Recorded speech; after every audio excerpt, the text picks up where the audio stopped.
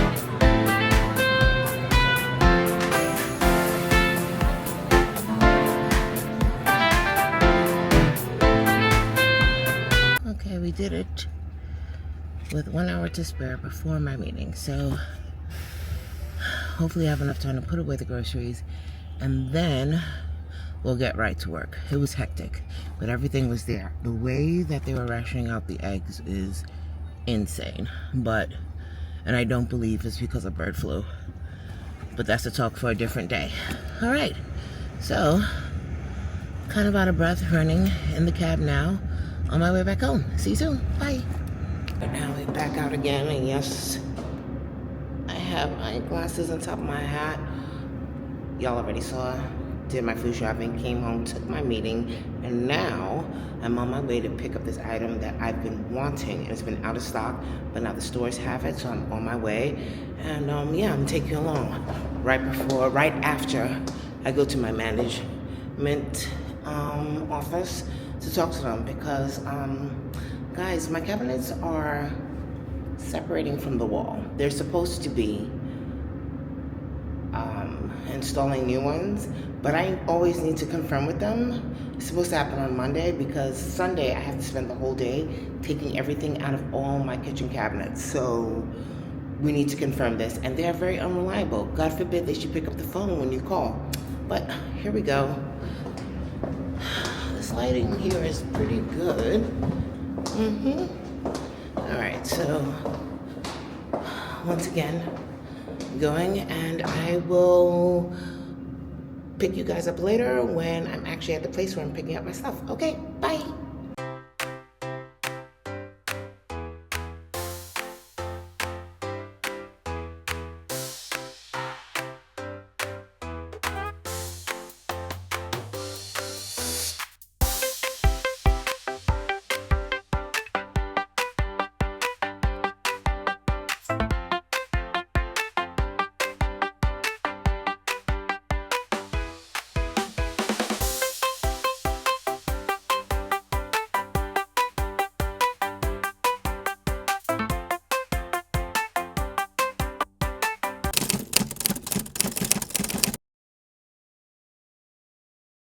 Okay, so good afternoon. I'm actually on my way to the Revive Beauty event. I'm gonna head up there. I'm actually gonna take public transportation, and it's not gonna be the bus, it's gonna be the train. And I finally got myself some eyeglasses changed, so I've been searching for my glasses the whole time. I'm actually gonna switch out of these and put on my sunglasses, but as you can see, it has like this little pearl detail. I'll leave a link in the description box when I post this vlog. Other than that, the sun is out. I have absolutely nothing on my face. I'm going there. They do have their new improved lip sculpt, and I believe they're also giving away a lip gloss if you are a member. By the time this video posts, the event would have passed, but it looks like beauty events are back again. So I'll be on my way there. Gonna have to get back and get ready for a birthday celebration that I can't wait for. So I'll see you soon. Bye. So failed attempt of the day because there was no way that I was going to be standing on a line that was like 3 blocks long. I'm just gonna have my way to Soho, probably stop at a Sephora, get something, get back home, and get ready for the real event of the day, which is a friend of mine's birthday. We're having it at a bowling alley, so that's where I'll be. Good thing I didn't take a cab all the way down here, and I only took it to a train station that would get me closest here. But yeah, no, I think, first of all, I would have had to get here at like 8 a.m. in the morning in order to have a shot at getting in there. So, you know, this light is good though. All right, well, off to the next spot.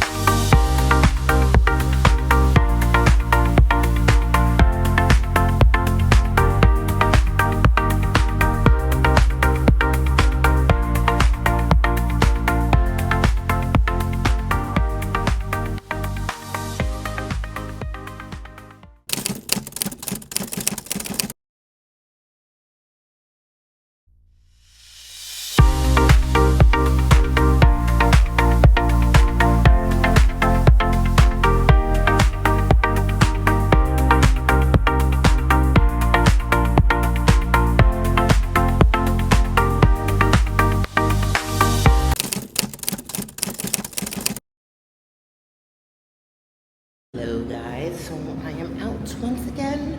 I'm actually going to see a play reading. One of my actress friends is doing a play reading and she invited us. So I'm on my way there. First things first, this light is doing wonders. Secondly, I am wearing probably the most Zennial with an X coated outfit ever. And someone's probably coming off this elevator, so hold on. Okay, maybe not. Thank God that it's all the way up here and I'm on my way. But when I say Zennial, this is what I mean. Like, everything is matching to the T. I have on this shirt that I've been in love with. Finally got my hands on it from the Frankie shop. This Zara, kind of like a flight jacket, but it's kind of light, which is great. I'm making sure that my jewelry is actually matching with the rest of my outfit. And then I'm gonna flip you around real quick. I'm gonna show you. All right, let's see if we can do this here. Down to the sneakers, like everything is just matching here. Anyway, I'm gonna head out, right? And okay, here you guys are. I also like the way that my makeup looks today. It's kind of like really natural, very Zennial vibes. All right, so I'm gonna see you. Not to mention, there's a matching bag because this is who I am. All right, talk to you guys later. Bye. Blown away when I watched it at Up Theater. I just think your writing is fantastic. It has so much humanity within it, and so much vulnerability. And it's truthful, it's honest. It's really about what's going on right now, and you find your own way as an artist, your own artistic voice to confront and hold a mirror up to our society as far as what's going on right now in 2025. You know, and in conversation with the ideas that and the things that Martin Luther King lived for and died for, you know. So if you could just give us a little bit of a breakdown for our audiences who are meeting you for the first time, how like Three for the Kings come to fruition, like what is this journey for you, and that ritual you have of writing a short play on Martin Luther King Day. Yes, that's basically it. Yeah. I started doing this. I don't know, maybe 15 years ago, because, you know, there's all these celebrations and events and concerts and things. And I felt like I wanted to do something more meaningful to me as an artist, and strengthen what I felt like was a connection that I had, because I was around when Dr. King was around and when he was assassinated, and I wanted to go deeper. So every year, either on his birthday or on the holiday, I try to aim for his birthday, I write either a poem, a play, or a song. And so there's about 15 plays now that I've written. And the idea is it's about looking at what he was teaching, what he was saying, what we were believing in those days, and then looking at where we are or aren't right now, each year, and what's prevalent, what's going on in our country each year around that time, what we've been dealing with as a society throughout the year. So, so I started with that, and 3 for the King, I have been asked by a theater when I talked to them, because I did the reading of Tumbleweed, Marcus Scott's play there. We were in it together. And I just happened to mention to the artistic director that, hey, I'd love to have a piece done here. What do I need to do? And he, I sent him a bunch of plays, and I said, well, let me send you some of the MLK Day plays, which is what I call them. And I sent him like about 8 of them, and he was like, it's not every year's play that I feel like should be seen. Yeah. They need a lot of work, some of them. But the idea and the heart is there, the intention is there. And when he read them, he was like, I don't know which ones to choose. And then he's like, okay, at the top of my list right now, and he picked those 3. And then Ashley came to see it, and then it reached out to me, and I was like, absolutely. And here we are. And here we are. For this year, you're a very smart person to me, and I feel like you also have really good, you analyze really well as far as like what's happening in our country and in politics. So I'm curious about like what part of Martin Luther King's teachings, or if you can, like what were you meditating on or working with or struggling with as far as like when you're writing, is like, these are the things I would like to highlight, or talk about what we are working on and what we aren't able to do right now as far as the things that Martin Luther King was teaching and like ideas. This year was really challenging for me to write the piece, because Dr. King's holiday fell on the 20th, which was Inauguration Day. And to me, I was actually just a resident, and I was like, and I was like, well, you have to write. And I was like, there's just so much that are anathema to what we can anticipate on the 20th and what we've seen come to fruition since then. What I was afraid of. And I made a joke at Up Theater because it was on the 19th. And I kind of said, well, it'll probably be science fiction because things are going to be kind of crazy. And when I sat down to write, that's exactly what came out, because it was about, to me, on a deeper level, the loss of all the aspects of what makes of individuals forming a cohesive society, and about how everything would be, and what I feel now is being chipped away from us as human beings, as Americans. And I would be very afraid if I had to write a play right now, because it would go right off the dark end, the deep end. But that's where I feel like we are,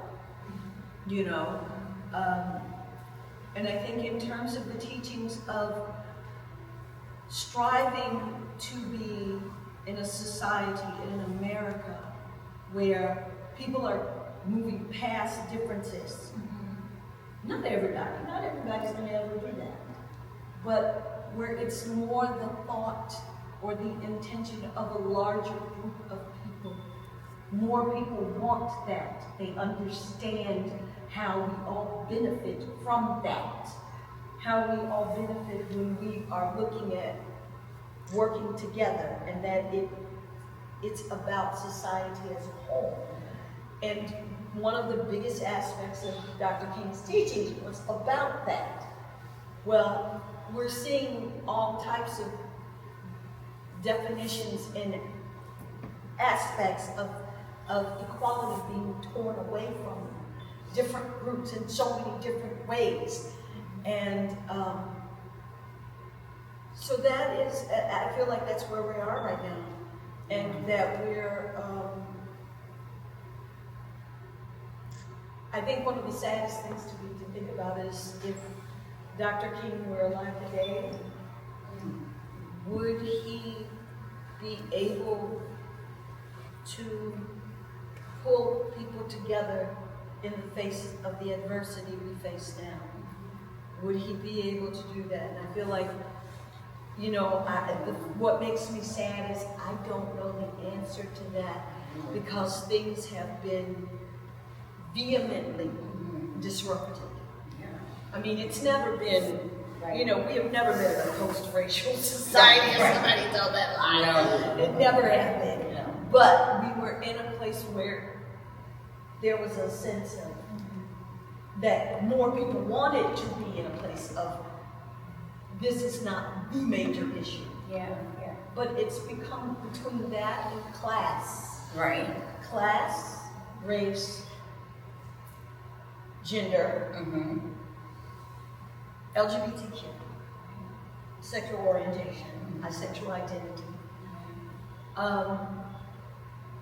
and national, and who we are as individual cultural identity. I feel like all of that has been so used now as a weapon. It's been weaponized. It's been totally weaponized. And so I think looking back at what I recall of Dr. King's teaching, and what I always do every year is I go back and read some of his speeches. I go back and look at certain things, and I go, okay, this is where we are in relationship to this.